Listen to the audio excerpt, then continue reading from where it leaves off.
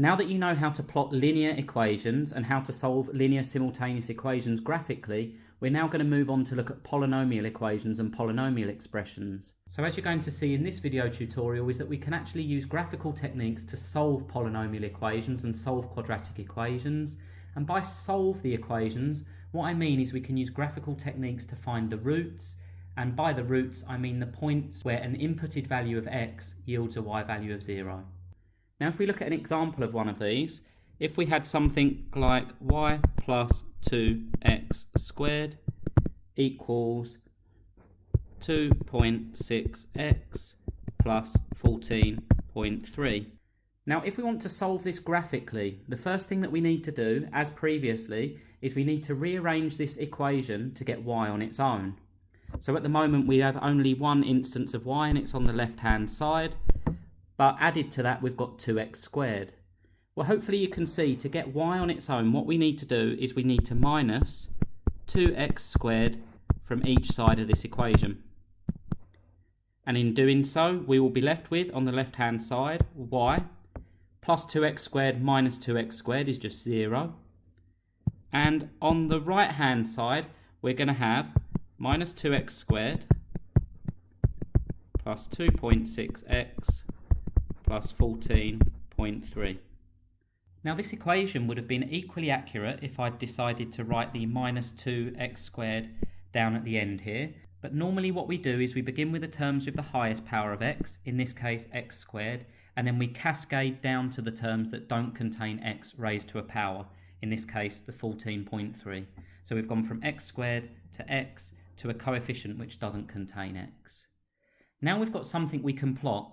We can input a range of values of x and calculate the corresponding values of y, and then we can plot those xy coordinates onto xy axes to produce the curve of the polynomial. Now as we do that, what we're trying to find is the point at which the inputted values of x yield a y value of 0. And if you recall, we call these the roots of the equation. So there will be roots of this equation where when we input a given value of x, it will yield a value of y equal to 0.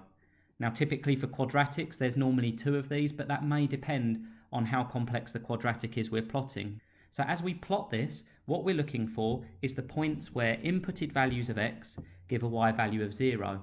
Now this is a lot more straightforward when we do this graphically, because say for example one of the roots wasn't a whole number or wasn't an integer, it would be very difficult through trial and error inputting different values of x to yield a y value of 0. But as you'll see in a moment, when we do this graphically, we can actually pinpoint the instance where an x value gives a y value of 0. Now what we have in the top left hand corner is the equation that we're going to need to plot in order to solve this polynomial. The first step to doing this is to begin inputting values of x. So when we input x equals minus 5 into that equation there at the top, it would yield a value of y of minus 48.7. When we input a value of x of minus 4, it yields a value of minus 28.1. When we input a value of x of minus 3, it yields a value of y of minus 11.5. Now please feel free to check this. All I've done to speed things up is input a formula into Excel that will do those calculations for me. But if you're doing this manually, the process that you would go through is inputting each of those values of x into your calculator. Quadratic equations have 2 roots, as we've seen in previous tutorials. So what we're looking for is the 2 values of x that give a value of y equal to 0. Because if you recall, we're setting this equal to 0 so that we can solve the polynomial. Now what we notice if we look at these values of y, when x equals minus 5, we've got a negative value of y. And the same for minus 4, the same for minus 3, and so on. But what we see at x equals minus 2 is we see that that value goes positive.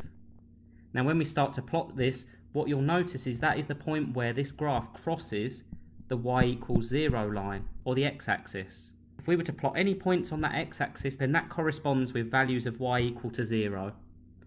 So what we're looking for is the 2 points where that quadratic equation crosses the x-axis or y equals 0. So let's begin plotting these now. We've got when x equals minus 5, y equals minus 48.7. Minus 48.7, somewhere around there. When x equals minus 4, y equals minus 28.1. when x equals minus 3, y equals minus 11.5. When x equals minus 2, y equals 1.1. Now this is the one that we're going to want to plot carefully. So x equals minus 2, y equals 1.1.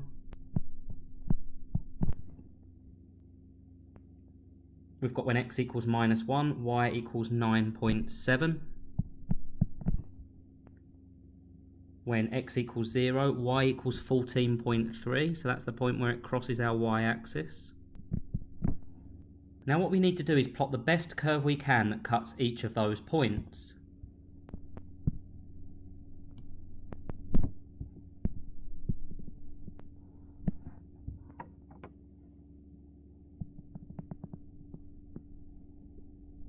And what we can see by doing that is that we cross the x-axis at two locations.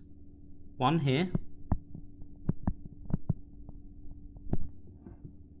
and one here. So what we can see is when x equals minus 2.1, y equals 0. And we can also see that when x equals 3.3, y equals 0.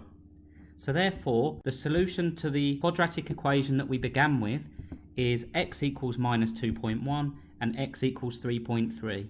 If you were to plug either of those values into the original equation, it would give you the corresponding value of y. Now what you can probably see here is that you're limited in the accuracy of the results, and the limitations are how well you plot the graph, the size of your axes. There's numerous different potentials here for human error. From my graph I've shown that x equals minus 2.1 and 3.3, but there may be some deviation from that if I haven't plotted these points in exactly the right position, or I haven't drawn that curve as a perfect quadratic curve. What I want to show you on Excel is just how this plot might look if we were to use the functions in Excel. Now all I've done here is plot an XY scatter graph of our data. And just in case you're unfamiliar with how to do this on Excel, essentially all I did was highlight my data, my x and y values, my x and y coordinates, insert, and it's this chart function here. When we drop this menu down, scatter graph. And all a scatter graph is it's plotting those x coordinates against those y coordinates, which is what we want in this instance. So once I plotted the graph, this is what was produced. And once again, what we're looking for is the points where that graph crosses the x-axis or crosses where y equals 0. And this will give us a much more accurate representation. We can see here again it's crossing somewhere close to minus 2.1, but over here I would say that's crossing closer to 3.4 or 3.5. Now we can improve the accuracy by adding minor grid lines. And when we add minor grid lines, we can see that that graph is crossing almost exactly at x equals minus 2.1 and almost exactly at x equals 3.4. So that would give us a more accurate solution than we obtained previously by drawing the graph by hand. Depending on the order of the polynomial, here we have a polynomial of order 2 or a quadratic. Therefore, there are two solutions to the quadratic. If we have higher order polynomials, then there is an increased likelihood that there's more solutions. That would really depend on the complexity of the equation that we're trying to solve.